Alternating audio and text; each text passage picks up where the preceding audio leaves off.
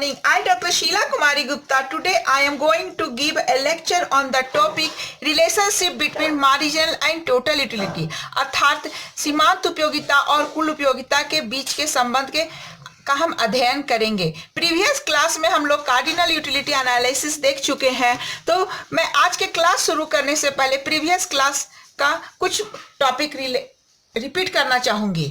सबसे पहले मैं बताना चाहूंगी कि उपयोगिता क्या होता है। आप लोग देख चुके होंगे कि उपयोगिता किसी वस्तु से प्राप्त उपयोगिता या संतुष्टि की माप को हम लोग उपयोगिता कहते हैं। इसके दो प्रकार होते हैं, सीमांत उपयोगिता और कुल उपयोगिता। तो आज की क्लास में हम इन्हीं दोनों के बीच में संबंध देखेंगे। यह मैक्रो इकोनॉमिक्स का एक महत्वपूर्ण टॉपिक है जो सभी क्लास वर्ग अर्थात हमारा कहने का अर्थ है हमारा क्लास 12 से लेकर यूजी पीजी सभी सेमेस्टर के वालों के लिए यह बहुत ही महत्वपूर्ण है और अर्थशास्त्र के छात्राओं के लिए तो एक महत्वपूर्ण टॉपिक है।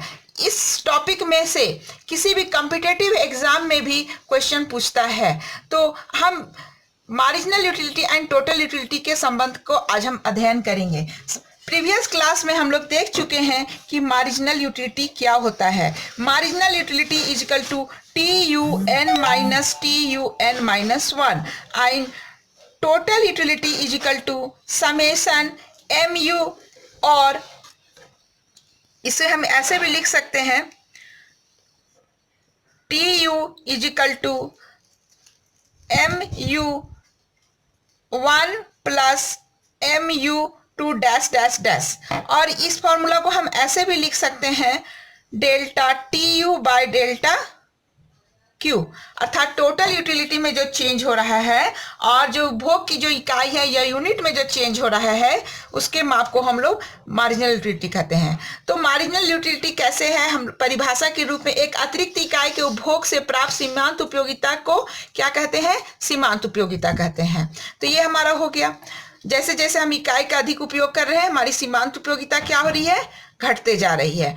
टोटल यूटिलिटी जो योग है या प्रीवियस क्लास में हम लोग इसको देख चुके हैं, तो आज हम इसके भी संबंध देखेंगे। तो ये हमारा मार्जिनल यूटिलिटी है किसी वस्तु की इकाई से प्राप्त, और यह टोटल यूटिलिटी है। तो इस डायग्राम में आप देखिए एक्स एक्सिस पर हम यूनिट को रखे हैं, वाई एक्सिस पर हम MU और TU को दिखलाए हैं।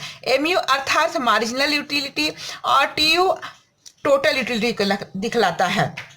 अब देखिए जब हमारा मार्जिनल यूटिलिटी है 1 है यूनिट, तो हमारा 16 है मार्जिनल यूटिलिटी। 1 है, यहाँ 16 है, 2 है, 12 है, 3 है, 8 है, 4 है, 0 है, और जब हमारा यूनिट 5 है तब हमारा मार्जिनल यूटिलिटी क्या हो जाता है, शून्य हो जाता है। यह जो शून्य है वह हमारा पूर्ण संतुष्टि बिंदु को दिखलाता है, पॉइंट ऑफ सेटिस्फैक्शन दिखलाता है पूर्ण।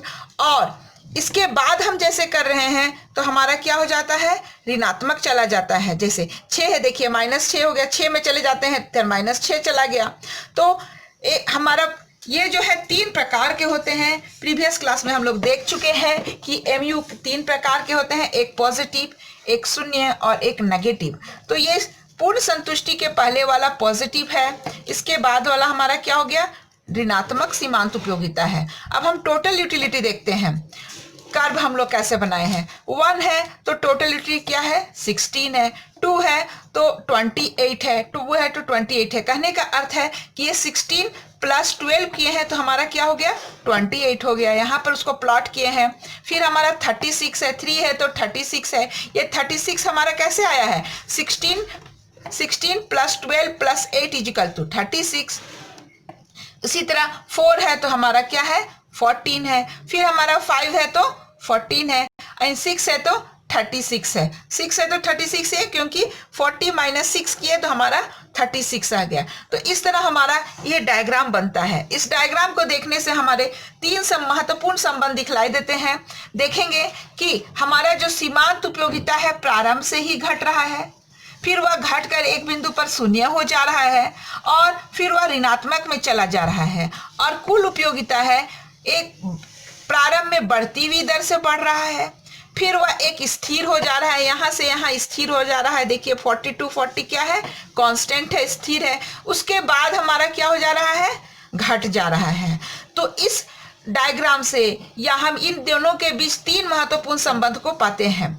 वह संबंध यह है कि जब हमारा mu धनात्मक होता है, ये धनात्मक है इस तरफ, तब हमारा क्या होता है, टोटल यूटिलिटी बढ़ती हुई दर से बढ़ता है। जब यह शून्य होता है तो यह क्या हो जाता है, कांस्टेंट हो जाता है। जब हमारा ऋणात्मक में चला जाता है मार्जिनल यूटिलिटी, तो यह हमारा क्या हो जाता है, घटने लगता है। ये तीन महत्वपूर्ण संबंध है मार्जिनल यूटिलिटी और टोटल यूटिलिटी के बीच में। इसे हम यहाँ लिखे भी हुए हैं, देखिए। फर्स्ट है TU increase, MU decreasing continue. देखिए TU इंक्रीज कर रहा है, यहाँ पर देखिए बढ़ती हुई दर से बढ़ रहा है। आप यहाँ पर भी देखिए 16 है, 28 है, 36 है, बढ़ती हुई दर से बढ़ रहा है। जब यह घटता है, कौन, MU डिक्रीज करता है, तो TU क्या कर रहा है, बढ़ रहा है। Second, TU is maximum, MU become 0। अर्थात देखिए ये है मैक्सिमम है, ये मैक्सिमम को दिखला रहा है, तो हमारा MU क्या हो जा रहा है, 0 हो जा रहा है। थर्ड पॉइंट हमारा दिखलाता है TU decreasing, MU negative. TU decreasing, देखिए TU कब घटने लग जाता है, तो TU हमारा तब घटने लग जाता है जब MU क्या में हो जाता है, नेगेटिव में चला जाता है। तो ये MU और TU के बीच एक महत्वपूर्ण संबंध को दर्शाता है, जो एक महत्वपूर्ण टॉपिक है। यह सभी अर्थशास्त्र के छात्राओं के लिए एक महत्वपूर्ण विषय है। तो आज के क्लास में हम लोग आज इतना ही देखेंगे, मार्जिनल यूटिलिटी और टोटल यूटिलिटी के बीच का संबंध। फिर नेक्स्ट क्लास में हम लोग देखेंगे क्रमागत उपयोगिता ह्रास नियम, अर्थात law of diminishing marginal utility. Thank you for watching my video. Please like and subscribe.